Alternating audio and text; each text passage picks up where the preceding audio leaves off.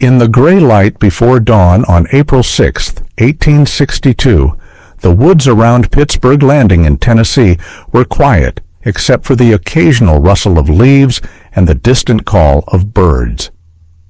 Thousands of Union soldiers from Ulysses S. Grant's Army of the Tennessee lay sleeping in their tents or cooking breakfast over small fires. They had won at Fort Henry and Fort Donelson earlier that year. Many figured the war in the West was all but over. The rebels were on the run. What could possibly go wrong? They were wrong. Deadly wrong. What happened next became one of the most savage 2 days in American military history. Nearly 24,000 men fell killed, wounded, or missing in a battle that shattered any illusion that this war would be quick or clean. For the Union troops caught in those first hours, it was nothing short of a massacre. Camps were overrun before most men could even grab their rifles. Whole regiments broke and ran. Bodies piled up so thick in places that you could walk across open ground, stepping only on the dead. And yet, somehow, the full horror of what those Union boys endured on that first day has been softened, minimized, even quietly pushed aside in the stories we tell ourselves about the Civil War. The bloodbath at Shiloh was real. The way it was reported, remembered, and sometimes deliberately downplayed is what makes it one of the most uncomfortable chapters in our national memory. Let's set the scene properly. Grant had pushed his army up the Tennessee River to Pittsburg Landing, a sleepy spot near a little log church called Shiloh. His men were raw, many of them fresh volunteers who had never seen real combat. They camped in loose formations through the thick woods and open fields. No trenches, no serious picket lines. Sherman, Grant's trusted subordinate, even brushed off warnings of Confederate activity nearby. "You militia officers get scared too easy," he told one nervous major just days earlier. The Army felt safe. Buell's larger force was marching overland from Nashville to join them. Once combined, they would strike south at the vital rail junction at Corinth, Mississippi, and the rebellion in the West would collapse. But Confederate General Albert Sidney Johnston had other plans. He had pulled together about 45,000 men at Corinth and decided to hit Grant before Buell could arrive. Johnston's army marched through the night of April 5th in pouring rain, struggling through mud and tangled underbrush. They were exhausted by the time they got into position, but the element of surprise was still on their side. At first light on April 6th, they came screaming out of the trees. The attack hit like a thunderclap. Confederate brigades under Hardee, Bragg, and Polk slammed into Sherman's division near the little Shiloh church. Union pickets fired a few ragged volleys, but it was too late. Men were shot in their tents. Others stumbled out half-dressed, rifles still stacked. One Ohio soldier later wrote that the first thing he remembered was the sound of bullets ripping through a canvas and the screams of comrades who never even got to stand up. Regiments that had never fired a shot in anger simply dissolved. The 53rd Ohio broke almost immediately. Men dropped their muskets and ran for the river. By 8 o'clock that morning, the Confederate tide was rolling forward across the fields and through the peach orchards. Prentice's division, camped a little farther south, tried to form a line, but was quickly overrun in the same way. Whole companies were captured before they could load their weapons. The Union left flank began to crumble. Panic spread. Stragglers poured toward Pittsburg Landing by the hundreds, then thousands, discarding blankets, knapsacks, anything that slowed them down. One Union officer described the scene as a human avalanche of frightened boys streaming past him toward the safety of the river gunboats. Grant himself was 9 miles downstream at his headquarters in Savannah when the firing started. He heard the distant rumble, canceled his breakfast, and rode hard for the landing. When he arrived around 9 o'clock, the situation was already desperate. He rode among the panicked men, steadying them with quiet orders, but the damage was done. The Union Army had been split, driven back, and bloodied beyond anything anyone had imagined possible in this war. The fighting that morning was chaotic and became the focal point of the entire battle. Men later called it the Hornet's Nest because the bullets buzzed through the air like angry insects. Prentiss managed to rally what was left of his division there, reinforced by fragments of other units and some of Hurlbut's men. They formed behind a low embankment and an old fence line, pouring fire into wave after wave of Confederate attackers. For more than 6 hours they held, refusing to break. The Confederates threw brigade after brigade at them, 11 separate assaults in some places. The ground in front of that position became a slaughter pen. Dead rebels piled up 3 and 4 deep. The Union defenders paid for every minute they bought. Prentiss's command was cut to pieces. By late afternoon, when they finally surrendered, only about 2,200 men remained from the original force that had gone into the fight. The rest lay dead or wounded in the thickets or had been dragged off as prisoners. All across the battlefield, the same story repeated. In the peach orchard, Hurlbut's division fought desperately before falling back under murderous artillery fire. Sherman, wounded in the hand, moved from one collapsing regiment to another, trying to hold the right flank together with McClernand's help. The woods were so dense that units lost contact with each other. Smoke from thousands of muskets hung low and thick. Men fired at sounds and shadows. One Illinois soldier remembered stepping over the body of his own sergeant, shot through the forehead, blood still pumping onto the leaves. Another wrote home that he saw a man hit by a cannonball that tore him in half.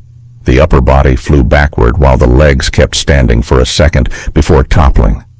By mid-afternoon, the Union Army had been pushed into a tight semicircle around Pittsburg Landing itself. The river was at their backs. Confederate artillery pounded the position. The gunboats Tyler and Lexington opened fire in support, their heavy shells screaming overhead, but the line was paper-thin. Thousands of Union soldiers huddled under the bluffs or crowded onto the landing, terrified and disorganized. It looked like the entire army might be driven into the Tennessee River. Then came the moment that changed everything for the Confederates. Around 2:30, General Johnston rode forward to personally lead an assault on the Union left.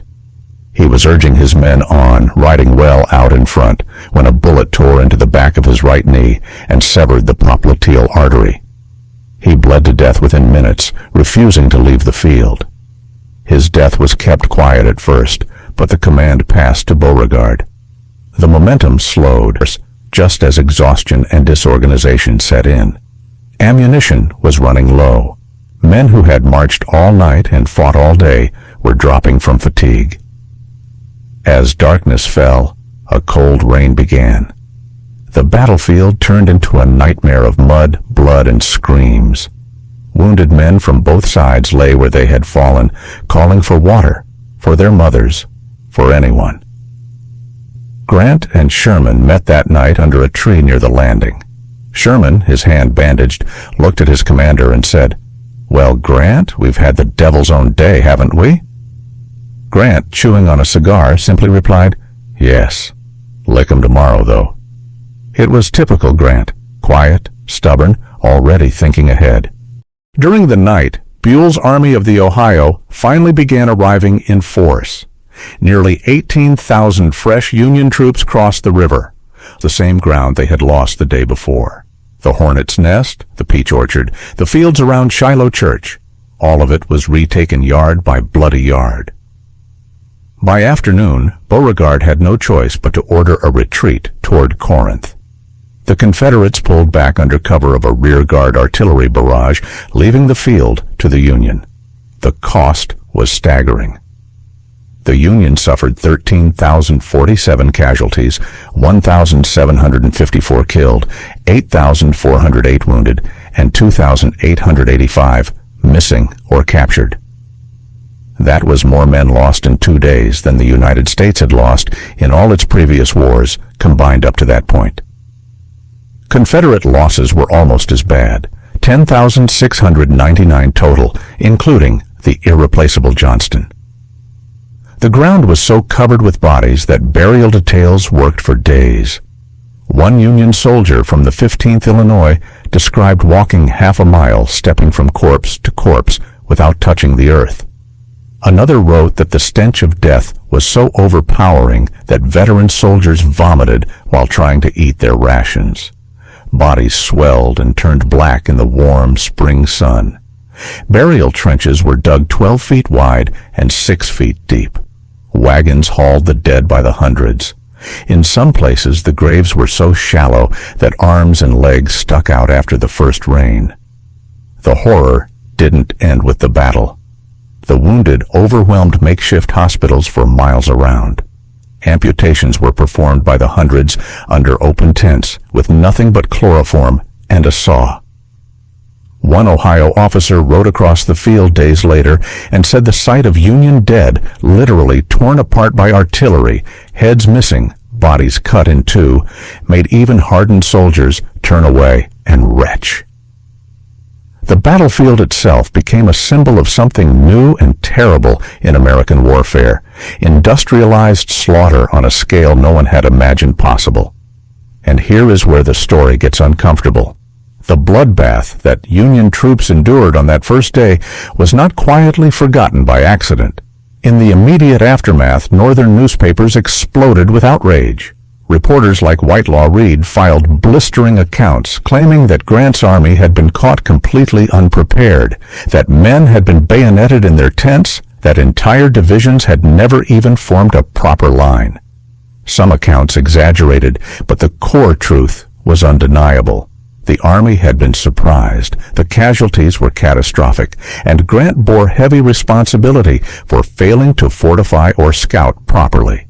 Calls came from Congress and state governors for Grant's removal. Rumors flew that he had been drunk. The governor of Ohio publicly blamed criminal negligence at the top. For a brief moment, it looked like Grant's career was finished, but Lincoln stood firm. "I can't spare this man," he famously said. "He fights." Halleck soon arrived and took overall command, effectively sidelining Grant for a time. Official reports and later histories began to soften some of the roughest edges. The heroic stand at the Hornet's nest was celebrated, but the widespread panic and rout of the first hours was mentioned less and less. As the war dragged on and bigger battles like Gettysburg and Antietam filled the headlines, Shiloh started to recede in popular memory. The sheer scale of the Union bloodletting on April 6th became an inconvenient detail in the larger narrative of Northern victory and inevitable triumph. Lost cause writers in the decades after the war focused on Johnston's death and what might have been, further muddying the record. Even today, many general histories give Shiloh a paragraph or two while dwelling at length on later Eastern theater fights. Yet, the men who were there never forgot. One Illinois private wrote home that he had seen sights at Shiloh that made Donaldson look like a Sunday picnic. Another described riding across the field and using bloated Union corpses as landmarks for days until they became unrecognizable. These letters, diaries, and eyewitness reports paint a picture of raw terror and unimaginable loss that no tidy battlefield map or casualty table can fully capture. The Union Army that stumbled ashore at Pittsburg Landing on April 6th was not the same army that marched away victorious on April 8th. It had been blooded in the harshest possible way. Grant himself later admitted that Shiloh taught him the war would not end quickly. It would require total conquest, total commitment. The bloodbath at Shiloh was not erased by some grand conspiracy. It was simply too ugly, too embarrassing, too revealing of how close the Union came to disaster in the West. The panic, the flight, the bodies stacked like cordwood, these were not the stuff of glorious martial legends. So over time, the story was polished, the blame shifted, the focus moved elsewhere. But the truth remains in those old letters, in the quiet corners of the national park where the ground still holds the echoes of that April morning. and in the simple fact that nearly 13,000 Union soldiers paid a price so high that the nation has spent more than a century and a half trying not to look at it too closely. Shiloh did not decide the war, but it stripped away the last romantic illusions both sides still clung to. It showed what modern war with rifled muskets and massed artillery would really look like. And for the Union troops who survived that first terrible day, it became a scar they carried for the rest of their lives, a bloodbath whose full weight was felt in the moment, and then, slowly, deliberately, allowed to fade from the history we choose to remember.